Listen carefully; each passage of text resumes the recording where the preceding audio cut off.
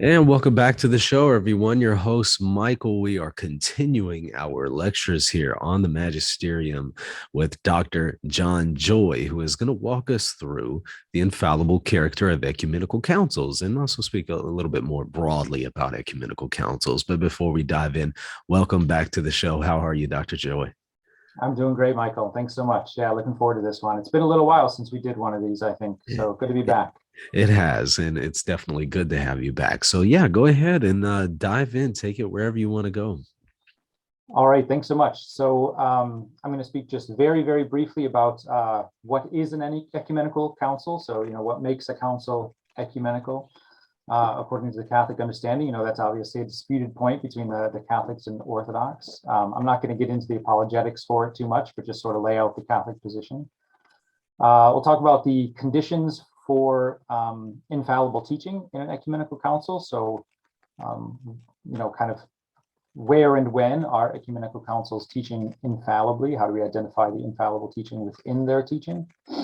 And then I'm going to get into three specific questions, disputed questions, you might call them, or controversies that arise, or common misunderstandings or disputes regarding some of the particulars. So one of the big questions has to do with Trent and Vatican I specifically, about the division between the chapters, which contain the positive teaching of those two councils, and the canons, which condemn errors. A second question or controversy that we'll get into a little bit is the theological qualification of the anathema. So again, with Trent and Vatican I especially, although not exclusively, a lot of errors are condemned by an anathema. So, if anyone says such and such, anathema sit. And the question is whether that means that the error condemned is heresy in the strict sense. So there's no controversy over whether those are infallibly condemned. The dispute is whether that implies that the condemned error is heretical in the strict sense, or whether some of those might merely be errors pertaining to the secondary object of magisterium. And the third kind of disputed question or controversy that I want to get into has to do with Vatican II specifically, whether there are any infallible definitions in Vatican II. So let's start from the beginning. What is an ecumenical council? So the concept, the basic idea is fairly straightforward, in the same way or analogous to the way in which the Roman pontiff succeeds to the authority of St. Peter in the church as the vicar of Christ and the visible head of the church. So the whole college of bishops with and under the pontiff succeeds to the college of apostles with and under Peter. So as you had the 12 apostles who the college of the apostles, the body of the apostles, who as a body exercised authority over the church, united to and under the headship of Peter. So the whole college of bishops, the body of bishops throughout the world, exercises supreme authority in the church with and under, united to its head, the Roman pontiff. So an ecumenical council is a gathering of the whole body, the bishops, with the head, the pope. So it's a gathering of the whole hierarchy of the church, bishops and pope together, body and head. Now, that's the concept of an ecumenical council, a gathering of the whole body, all the bishops, with the head, the pope. But those two things, the presence of all the bishops and the presence of the pope, can each be either de facto or de jure, either in fact or kind of in law in both cases. So on the part of the head, the Pope, you can have the Pope in fact physically present. I mean, the Pope can convoke the council and direct the council in person. So then, together with the bishops, the head of the church is there in fact, or kind of de jure, that his head, he can still kind of be present in law even if he's not physically present. If he merely he can send representatives. So many of the ecumenical councils, the Pope has not been physically present, but papal legates have been to exercise his role as representatives of the Pope. or he can simply accept and confirm the decrees of the council after the fact. But in some manner, either physically present in person or through his legates, or by merely accepting and confirming the decrees afterwards, the presence of the Pope has to be involved somehow. And then as regards the body of bishops, there's a similar kind of thing where, if in fact all of the bishops are present, then you have the whole body really in fact gathered together, or at least, a greater part of the bishops from around the world physically present, or the presence of the whole body of bishops might be more de jure than de facto, as long as there's when there's the number of bishops might not be so great, but as long as it's still sufficient to kind of morally represent the whole body of bishops. So historically speaking, sometimes there are cases where it gets a little muddy trying to figure out, well, were all of the bishops, were enough of the bishops really there for this to count, and so forth. But the Catholic position recognizes 21 ecumenical councils at this point. The first 7 of which are agreed upon with the Greek and Russian Orthodox and other Eastern brethren, or separated brethren, and the others acknowledged by the Catholic Church alone. Okay, let's get into the infallible teaching. So what are the conditions for identifying infallible teaching in the documents, the decrees of an ecumenical council?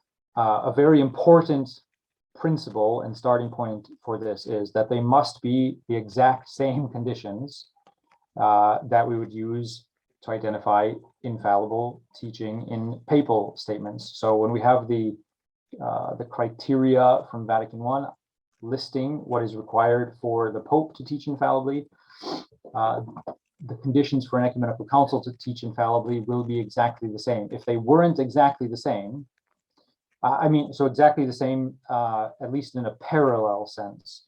The difference obviously will be that in the ex cathedra teaching, you have the Pope speaking kind of in his own name and with his own apostolic authority, whereas in the ecumenical council, you have all of the bishops with the Pope speaking together in the name of the whole church. But the criteria for identifying those statements will be exactly the same.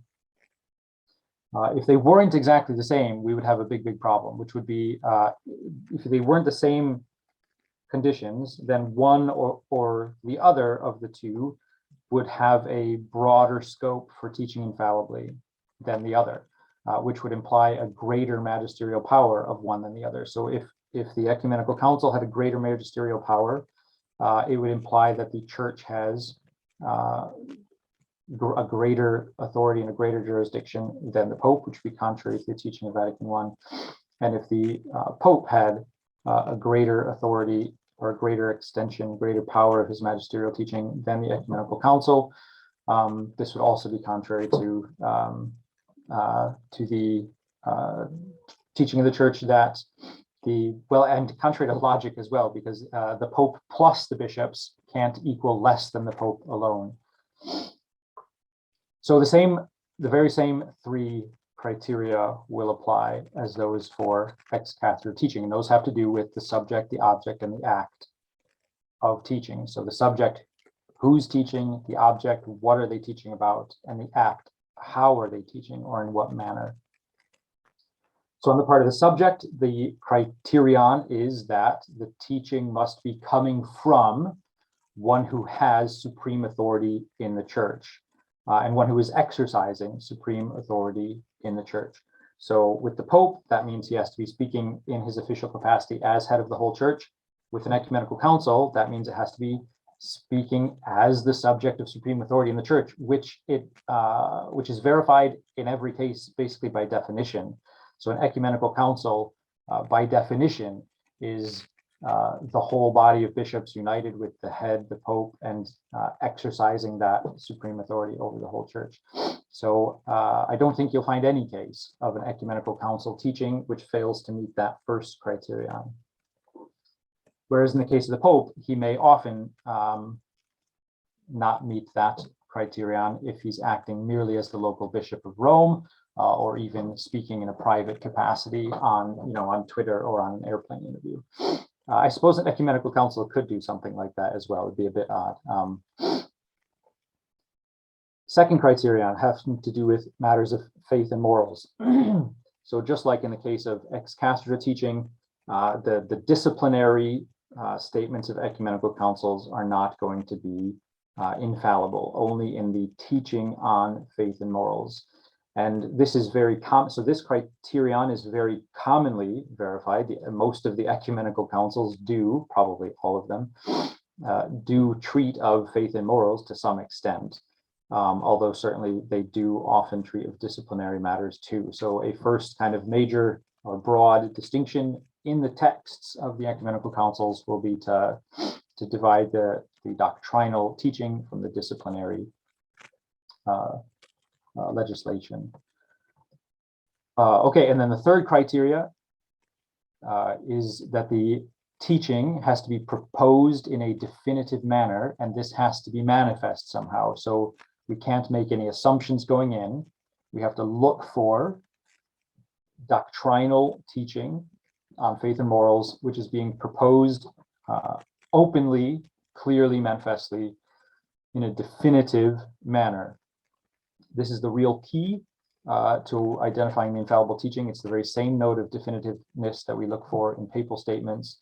And the key is to look for statements that make manifest the intention of the council to present a doctrine of faith and morals in a way that obliges the faithful to give a definitive, absolute, unquestioning, unhesitating, a full and complete, firm and irrevocable assent to the doctrine being proposed. Things like the anathema sit attached at the end of a doctrine are sufficient to prove that, but they're not necessary to prove that. So when you have, anybody who says such and such anathema sit, or anybody who doesn't accept this doctrine, anathema sit, those are clear indicators. Those are especially clear indicators of the absoluteness of the obligation being imposed on the faithful to accept the doctrine or to accept the condemnation of the error. But that's not the only way that doctrine can be, that definitiveness can be expressed. So the same thing can be expressed positively by saying, this sacred council declares and defines, that such and such must be held or believed by all the faithful, and so forth. Or any version of words to the same effect. There's no specific formula of words required, just as in the case of papal infallibility. Okay, let's get into those three specific questions that I said, because this is where most of the interesting stuff happens, I think. The canons of Trent, the chapters and canons of Trent and Vatican I. So both in Trent and at Vatican I, the documents, the decrees of the councils, of those two councils, are divided between a positive exposition of the faith, which is divided into chapters, so chapter 1, chapter 2, chapter 3, where the faith is being positively expounded. So here's what we believe. And then at the end, there is a list of canons anathematizing various errors. And it has been and still is held by some theologians and defended by some, and you'll hear this tossed around sometimes, or at least the question raised. There's no dispute over the canons, so it's very clear. No reputable theologian disagrees with the idea that the errors anathematized, condemned under anathema, are infallibly condemned. The question usually arises with respect to the chapters, the positive exposition of the faith at Trent and Vatican I.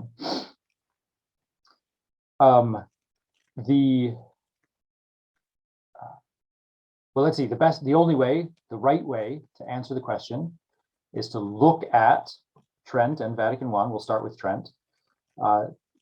With the question in mind, in the chapters, did the fathers of the council clearly and manifestly intend to define doctrine or not?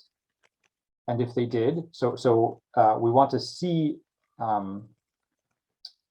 if we can see in the texts or in the Acts of the Council clarity regarding the intention of that division. So is it a division that is the chapters and canons, a division between less definitive and more definitive, or is it merely the division between positive exposition and negative condemnation?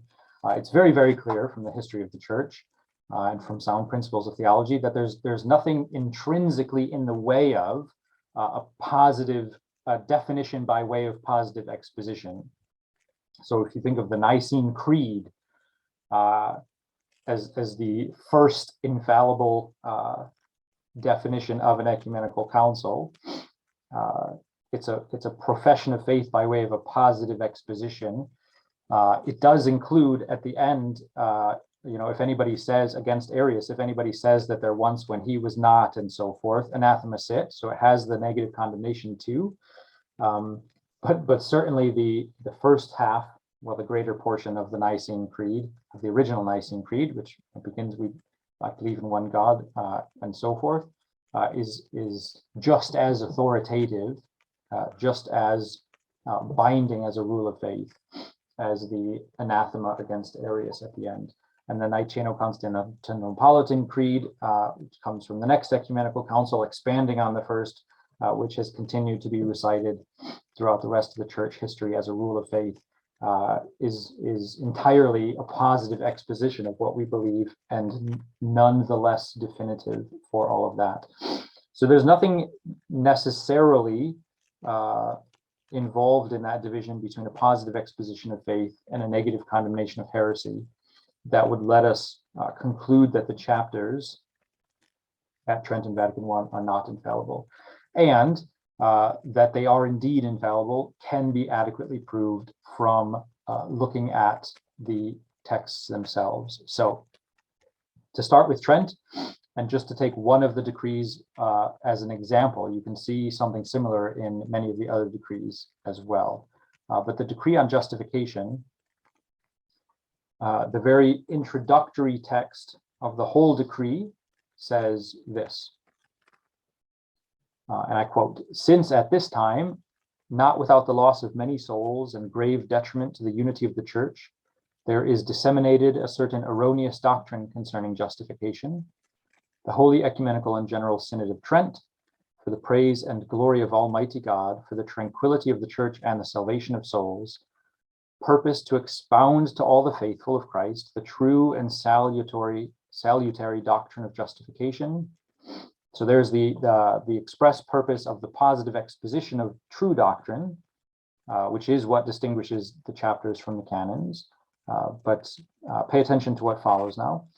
So the true and salutary doctrine of justification, which the Son of Justice, Christ Jesus, the author and finisher of our faith, taught, the apostles transmitted, and the Catholic Church, under the instigation of the Holy Spirit, has always retained, strictly forbidding that anyone henceforth may presume to believe, preach, or teach otherwise than is defined and declared by this present decree, and then follow the chapters.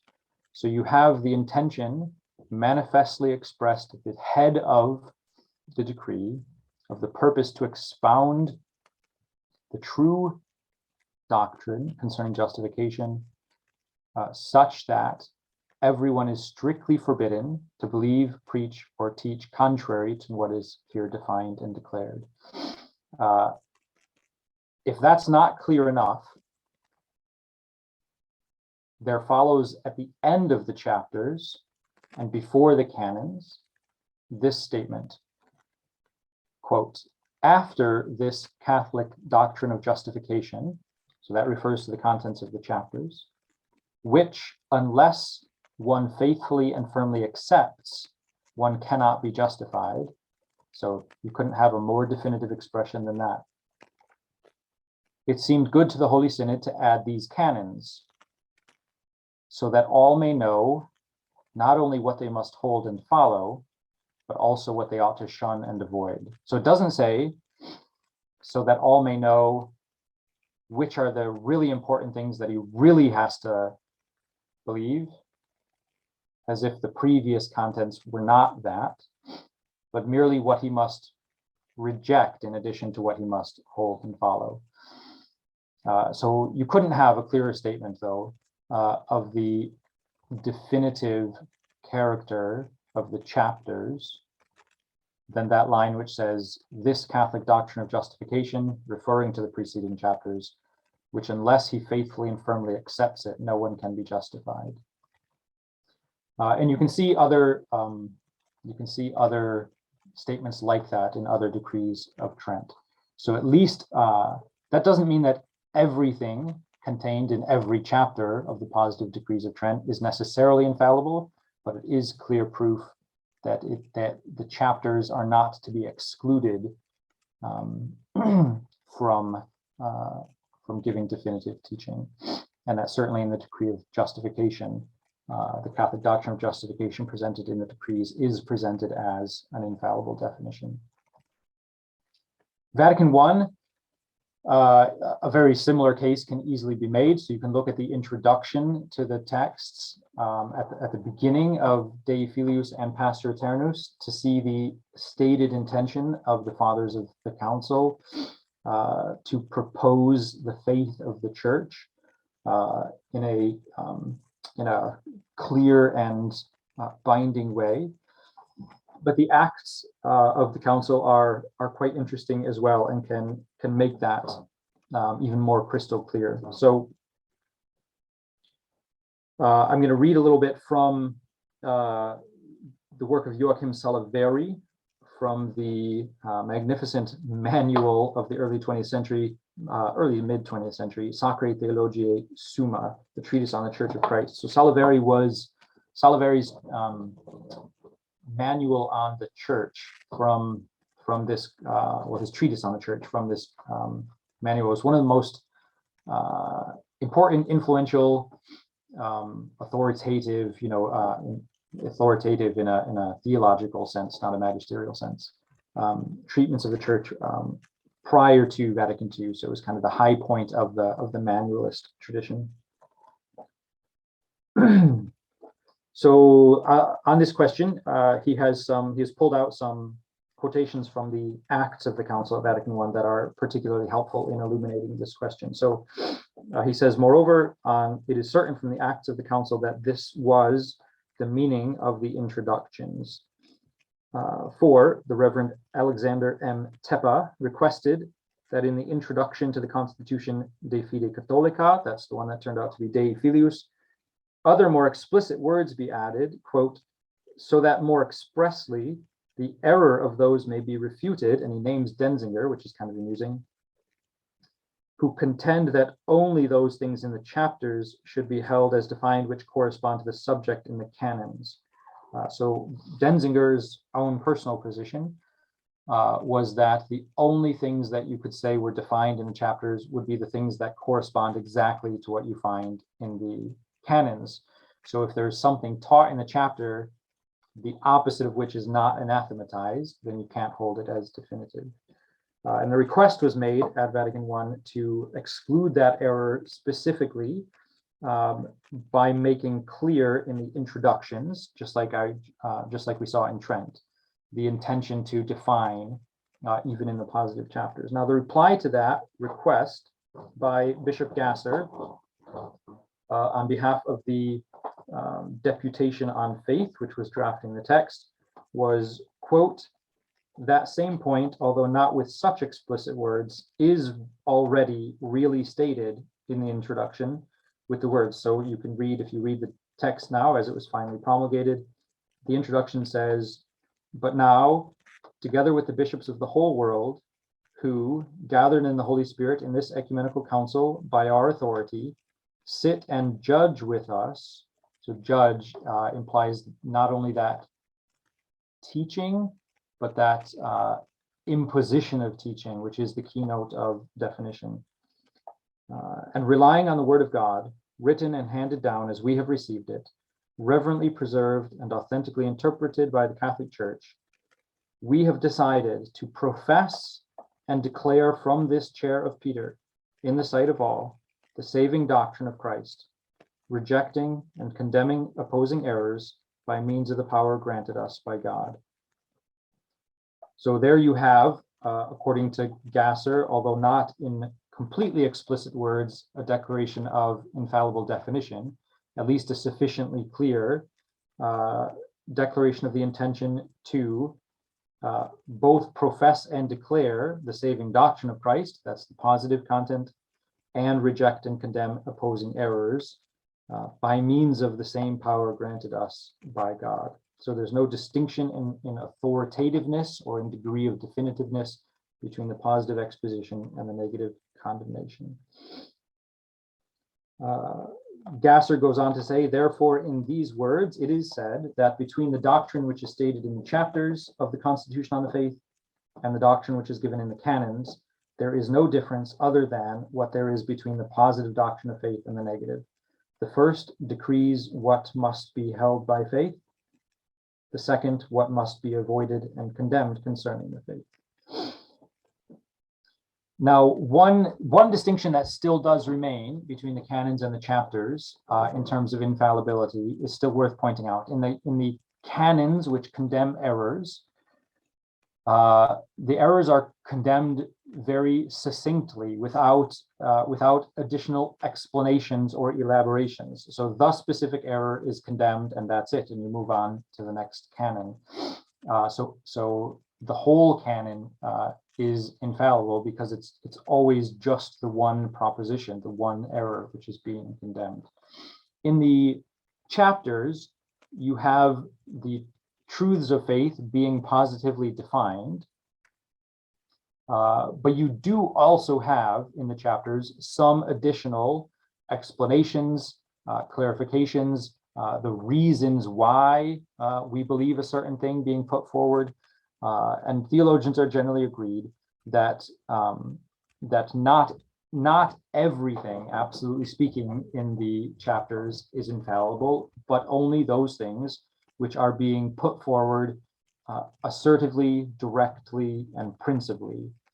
So this can take a little bit of sifting as you read through, but the doctrine which is being proposed in a certain chapter of Trent or Vatican I is the object of the definition.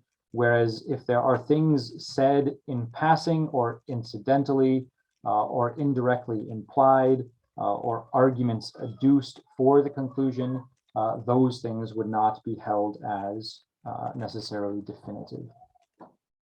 So in the chapters, there is a greater presence of non-infallible teaching, non-infallible statements, but there is by no means an absence of infallible teaching.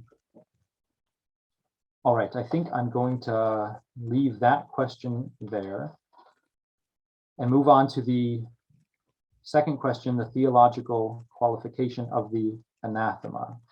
So when an ecumenical council, and again, the reasoning would be exactly parallel here if we were to treat the question in the context of papal statements, but the ecumenical councils, especially Trent and Vatican I, but not exclusively, have often used the anathema, the formula of the anathema, to condemn various errors.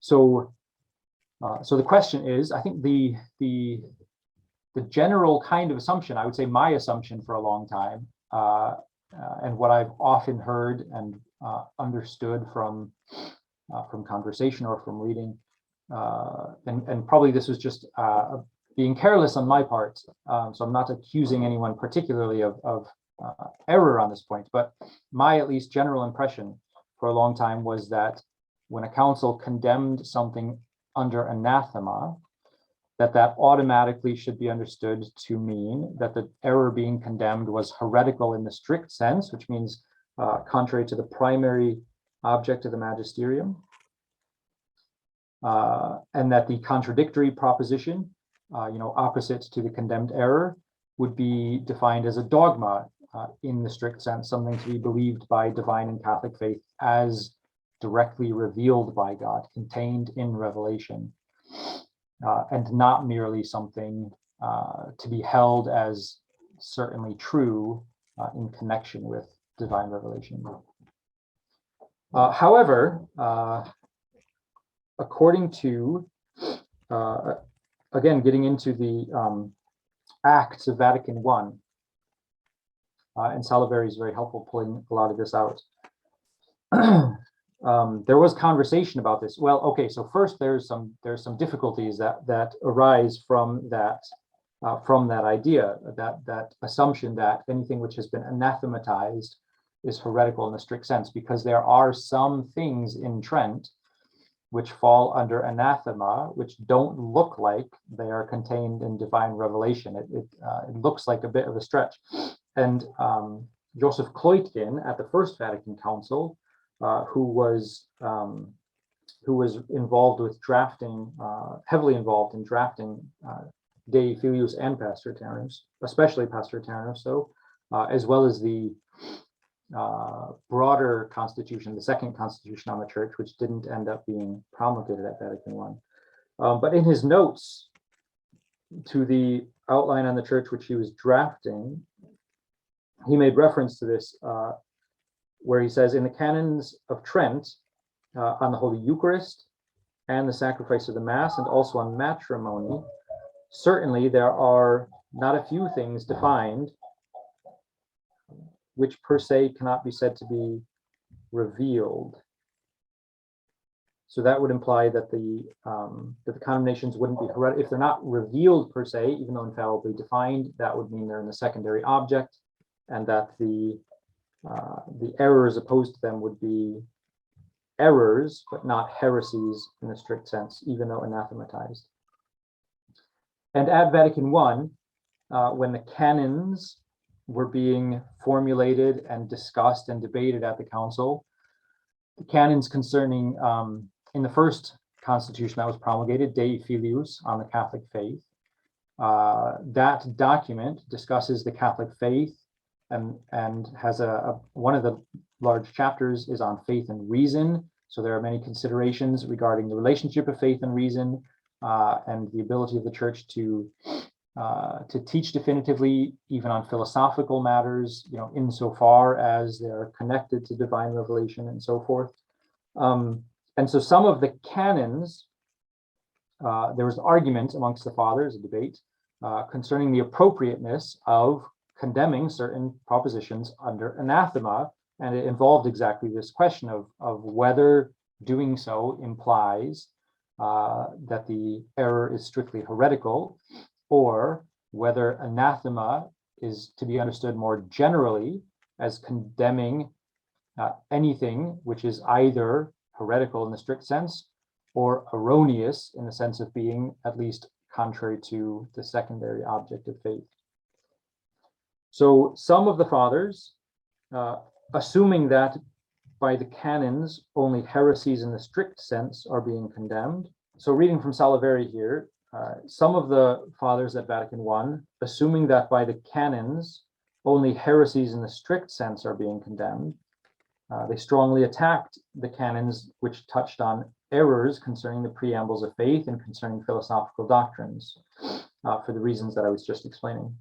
The response to them that Bishop Gasser makes on behalf of the Deputation on Faith is that anathemas of this kind are necessary in order to overturn the very pernicious judgment of those who think that in religious matters nothing is held for certain, but only opinions more or less probable exist. So he could have said, well, there's nothing inappropriate about this because those are heresy in the strict sense. He didn't say that. He gave a different reason.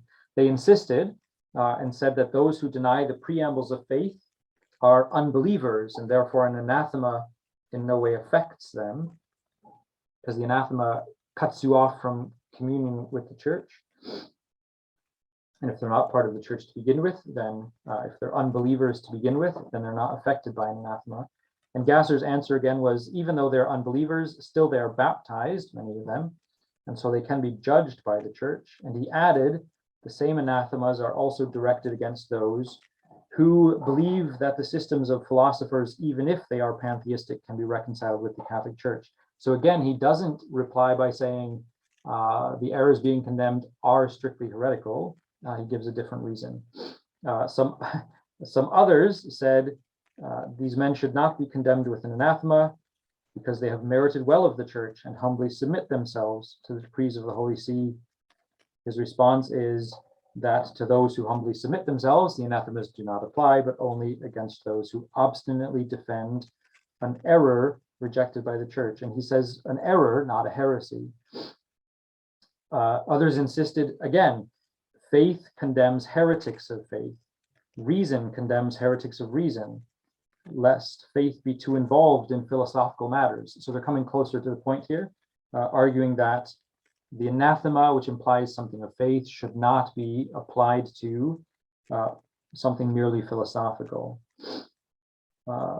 For, the objection goes on, the approved canons are the faith of previous centuries. They are the rule of salvation. And to this Gasser replied, the church, as you know, should not only condemn heresies, so he finally comes to the point now, should not only condemn heresies, but also reject and condemn errors to the extent that they concern certain doctrine. So in that last response, I think it's finally very clear that the anathema is being proposed against errors which are not necessarily of faith in the strict sense, not matters of divine revelation, but concerning things of reason or philosophy that are connected somehow to the faith, so those secondary objects. That the anathema, Gasser defends the use of the anathema on the grounds that the church condemns not only heresies, but also errors to the extent that they, errors which are contrary to certain doctrine, not only heresies which are contrary to faith. So the anathema is used broadly. All right, so I want to move on to the last question about Vatican II. So it is often said that Vatican II did not make any infallible definitions. I think that is, Vatican II is an interesting case in many ways. Cardinal Ratzinger even once complained that it is treated in some ways as a kind of super dogma, as if everything it says is infallible, and even in such a way as to obliterate everything that went before. So there's kind of an excessive blowing up of the authority of Vatican II. But at the very, at one and the same time, it's also very common for anybody who starts talking about, infallibility in a technical sense, the widespread kind of received and assumed conclusion of theologians is usually that there's nothing infallible in Vatican II. Or at least people talk that way in a loose sense. Well, I'll give you one example. So Francis Sullivan, who's the easily the most widely read and influential theologian in America on questions of magisterial authority, in the 70s, 80s, 90s. I mean, and his books are still widely read. He, in one of his books, he describes Vatican II, all the teaching of Vatican II entirely as belonging to the ordinary or merely authentic magisterium, the non-infallible magisterium. And he says, the reason he gives is because he says this council chose not to use the authority it had to define any new dogma of Catholic faith. Now, one really interesting sort of side note on that is he does say didn't define any new dogma of Catholic faith. So one question immediately is, well, could there still be in Vatican II, a definitive teaching on a dogma that has always been taught? And there's at least one really, really obvious instance of that in Lumen Gentium, where it just repeats, kind of summarizes and repeats the First Vatican Council's teaching on the papal primacy. So in Lumen Gentium, I forget the paragraph number for this, to be honest. Well, it'll be easy to find. It says, this sacred council, following closely in the footsteps of the First Vatican Council, with that council, teaches and declares that Jesus Christ, the eternal shepherd, established his holy church, having sent forth the apostles as he himself had been sent by the Father. And he willed that their successors, namely the bishops, should be shepherds in his church even to the consummation of the world. And in order that the episcopate itself might be one and undivided, he placed blessed Peter over the other apostles, and instituted in him a permanent and visible source and foundation of unity, of faith and communion. And here's the key line. And all this teaching about the institution, the perpetuity, the meaning and reason for the sacred primacy of the Roman pontiff and of his infallible magisterium, this sacred council again proposes to be firmly believed by all the faithful. Firmiter credendem, cunctis fidelibus, to be firmly believed by all the faithful. So you couldn't have a more definitive line, a more authoritative teaching of an ecumenical council. The only reason that nobody pays any attention to that text is because it doesn't tell us anything new. It doesn't tell us anything we didn't already have from Vatican I. So when Francis Sullivan, for example, and many others say that Vatican II does not contain any infallible teaching because it did not define any new dogma, there's a bit of a non sequitur there, because there's no rule which says an ecumenical council can't infallibly define an old dogma, and in fact it happens really, really frequently. So it's just a bit of a blind spot that is easy to fall into, because a text like that won't catch your attention because it's just repeating something we already knew. So it's not one of the famous lines of Vatican II. You know, the parts of Vatican II that said something new, or at least, you know, that seemed to be new, or that added some new clarifications, are the bits that get all the attention. Okay, so let's examine the claim a little bit more generally, and then look at some more examples of texts from Vatican II. So the idea that Vatican II did not make any infallible definitions, I'd say that idea rests on three things. One is what I just mentioned, a sort of blind spot regarding doctrines that have already been clearly taught in the past and which are just reiterated in a very solemn and definitive way by Vatican II. We pass over it easily because it doesn't seem interesting. So that's one kind of reason, more of a psychological reason, behind the common idea that Vatican II didn't teach anything infallibly.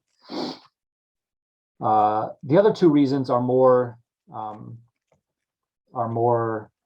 principled, based on reasons in the text. One is the theological commitment, commission, the statement of the Theological Commission at the Second Vatican Council in response to a question about what doctrinal weight the teaching of the council would have. So it was asked specifically, you know, is the stuff that we are teaching in Lumen Gentium, I think, again, was the context specifically, but the answer was given generally for the teaching of the whole council.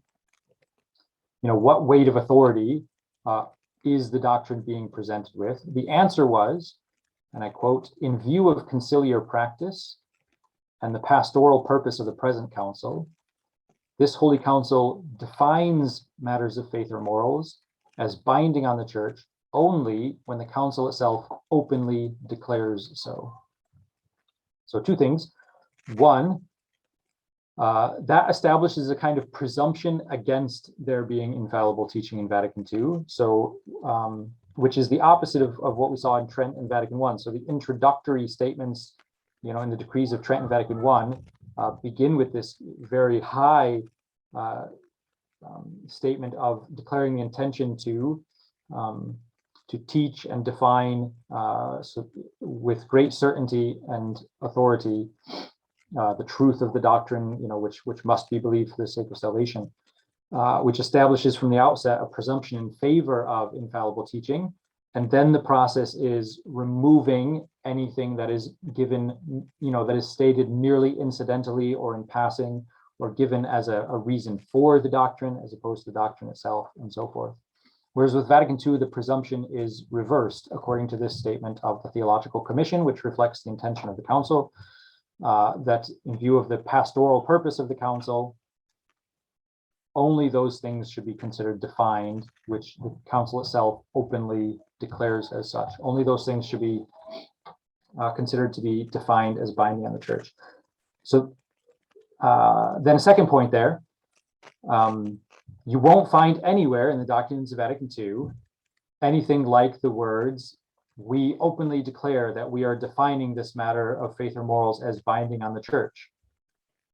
So it could be if you were fixated a little bit too much on the precise formula of words, as if the statement of the Theological Commission meant that the Council defines matters as binding on the Church only when it explicitly says that it is defining matters as binding on the Church, you wouldn't find anything.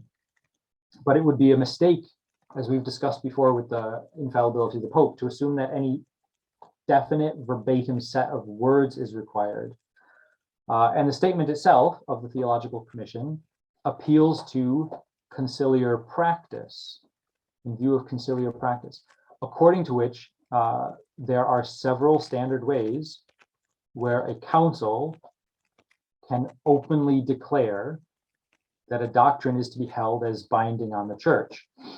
The late Cardinal Avery Dulles, in his book on the Magisterium, just called Magisterium, explains that it is customary conciliar practice to indicate the intention to define doctrine, not only by issuing anathemas, but also by using solemn formulas such as "this holy council believes and confesses," and so forth.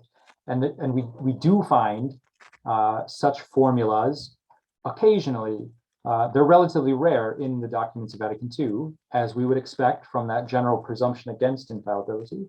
But there are several instances in Vatican II where it says things like, "This holy council professes," "This holy council teaches or declares," or teaches and declares. And there's even one example of, "This holy council solemnly declares."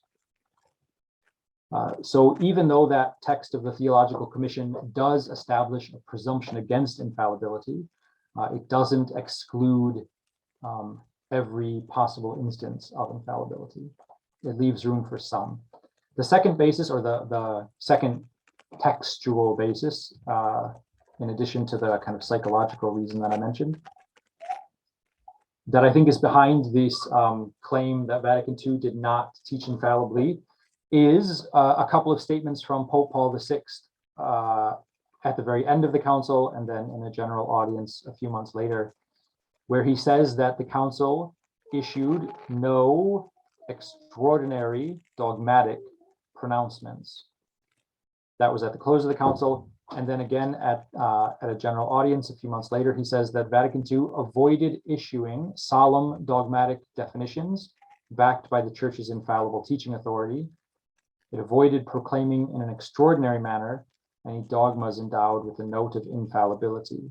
Now those statements have often been taken to mean that Vatican II avoided infallible teaching altogether. But in every one of those quotes, Paul VI only ruled out infallible definitions of dogma. He said Vatican II did not make infallible definitions of dogma. There's nothing in what he says that would exclude the possibility of infallible definitions that are merely doctrinal or non-dogmatic, that is, having to do with the secondary object of infallibility. Okay, with that in mind, let's look at a few more texts of Vatican II that I would argue qualify as infallible, extraordinary, infallible teaching of the extraordinary magisterium. So I mentioned Lumen Gentium. I think it's 18, but I just don't remember for sure. that reaffirmation of Vatican I's teaching on the institution, perpetuity, and so forth of the primacy of the Pope and his infallibility. A couple more instances from Dei Verbum. Well, one instance, again, I should have taken down what number these are from. I think this is number 18 or 19 in Dei Verbum. It says, Holy Mother Church firmly and most constantly has held and holds and unhesitatingly affirms. That's all very definitive. Firmly and most constantly, firmiter et constantissime, has held and holds. That's the language of the secondary object, held and holds, as opposed to believes and professes.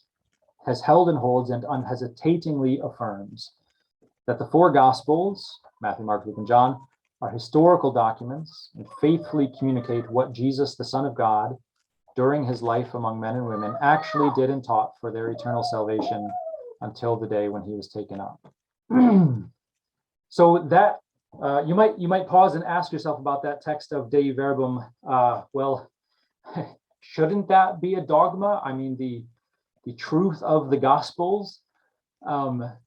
But even if it is, remember, even if it is in fact a divinely revealed truth, it's only being proposed here as something which the church has held and holds. So this is a definition, this is a doctrinal definition, which presents the doctrine as something to be held. So it's not a dogmatic definition because it doesn't propose it as of faith or to be believed of faith. That doesn't exclude the possibility that it is actually of faith. It just means it's not being proposed as such. So the secondary object, something which is proposed in that way, what's being said is that it's at least connected to divine revelation. That doesn't exclude that it might actually be contained directly in divine revelation. But it's not a dogmatic definition, and so it wouldn't contradict, holding that it's infallible wouldn't contradict what Paul VI had said about the council. Another example from Gaudium et Spes. This is, again, I didn't write down the paragraph numbers, which I should have. This is towards the, it's fairly late in the document. I think it might be in the 80s, like paragraph 83 or something like that. But a quick search will find it. Speaking about weapons of mass destruction, basically, it says, this most holy council declares every operation of war which aims indiscriminately at the destruction of whole cities or of widespread areas with their inhabitants is a crime against God and humanity itself, which must be firmly and unhesitatingly condemned. Again, that last line, must be firmly and unhesitatingly condemned, gives you that clear definitiveness of the obligation on the faithful to accept that doctrine. In the Latin text, it's firmiter et incunctancter damnandum est.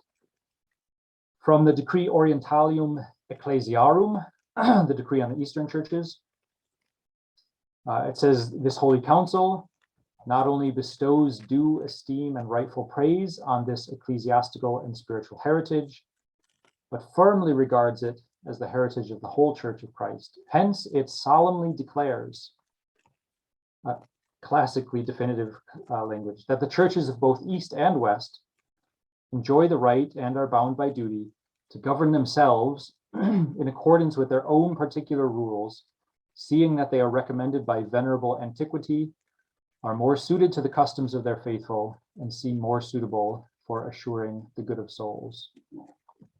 The decree Unitatis Redintegratio on ecumenism contains a parallel text teaching, it's almost exactly the same. The phrasing is slightly different, and it adds an additional, it doesn't use the phrase solemnly declares this time, but it begins by saying, in order to remove all shadow of doubt. which is another indication of the exclusion of any possibility of the contrary. So another different indication of the definitiveness of the teaching. But then goes on to say exactly the same thing. In order to remove all shadow of doubt, this Holy Council declares that the churches of the East, while mindful of the necessary unity of the whole church, have the right to govern themselves according to the disciplines proper to themselves, since these are better suited to the character of their faithful and more for the good of their souls. Just a couple more examples. Dignitatis Humanae, the decree on religious liberty.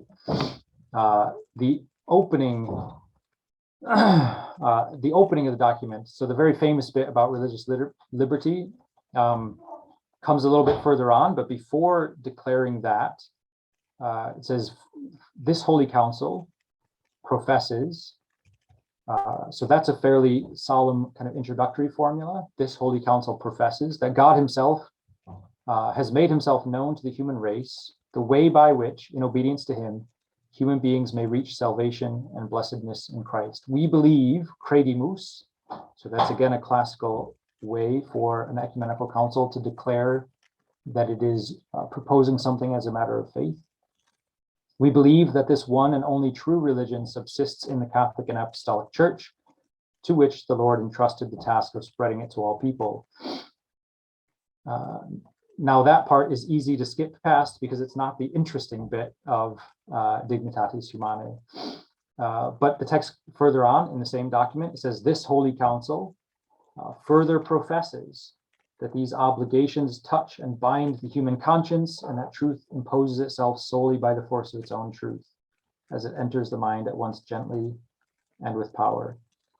And then when you come to the actual declaration of religious liberty, you still do get that repetition of the kind of solemn introduction of this sacred council declares.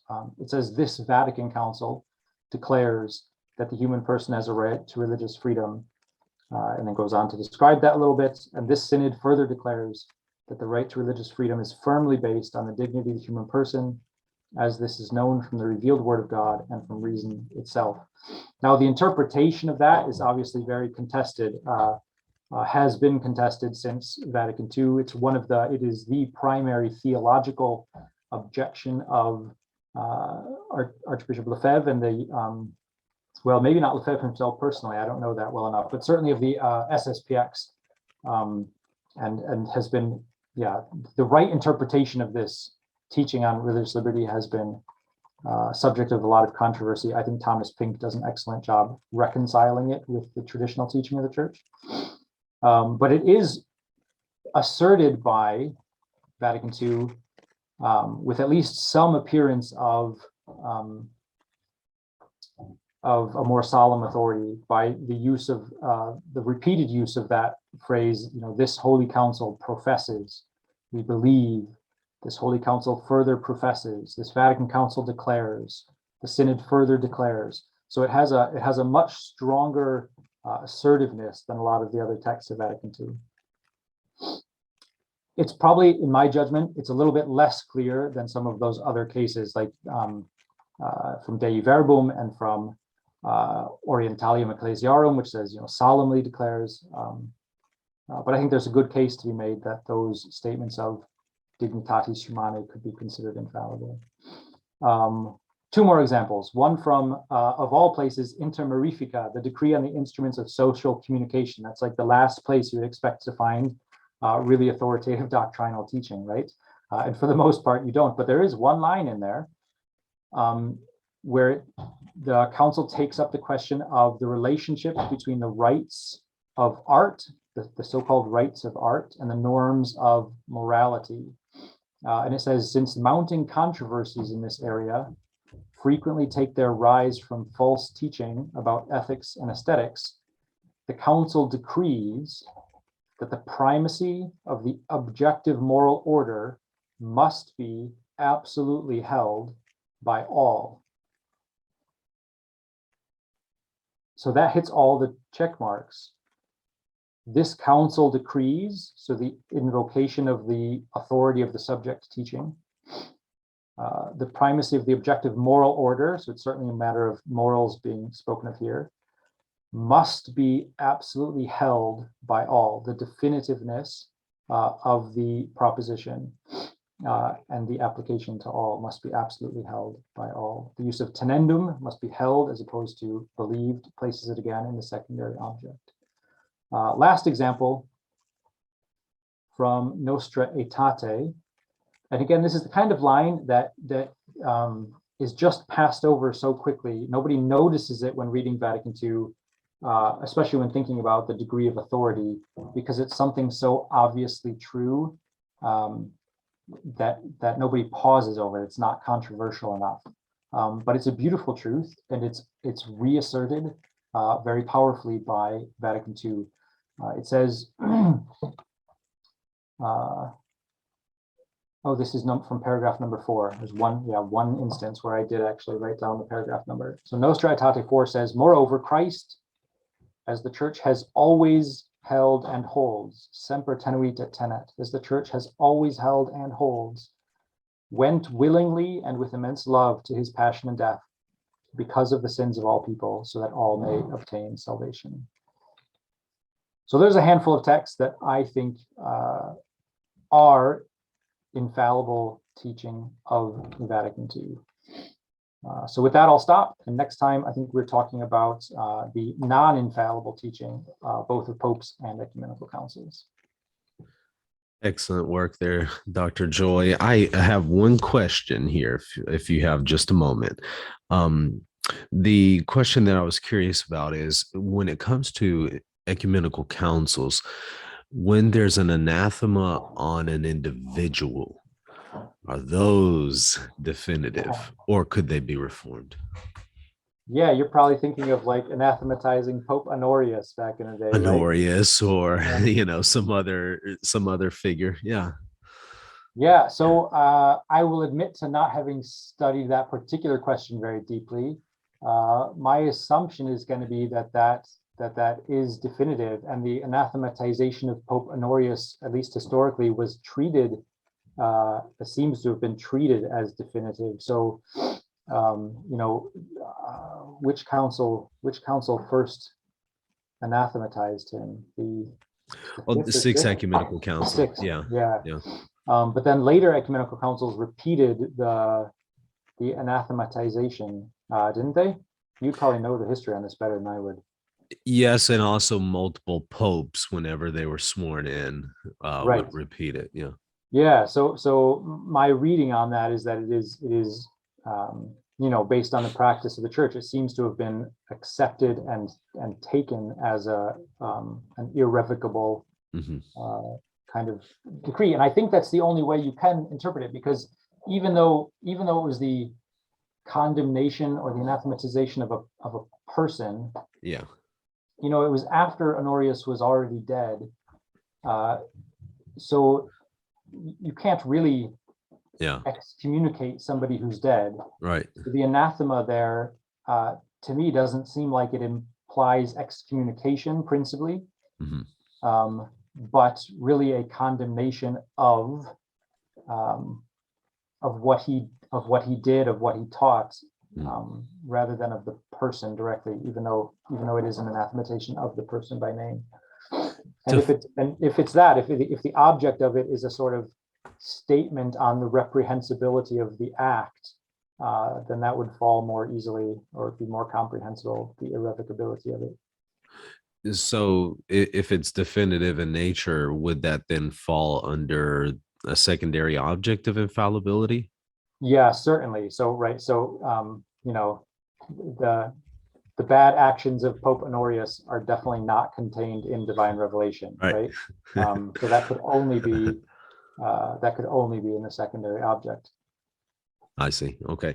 I appreciate that clarification. Very, very helpful. Thanks so much for this. And I'm looking forward to the next one as well, where you noted we're going to be going over the non-infallible character of the Magisterium, a topic that I don't think gets enough attention. So I'm really looking forward to that one. Sounds good. So am I. Great. We'll see you next time, Michael. Thanks for coming on. And everybody, don't forget to subscribe to the channel if you haven't already. I would really appreciate it. Also, share this on your social media. We'll see y'all later. God bless.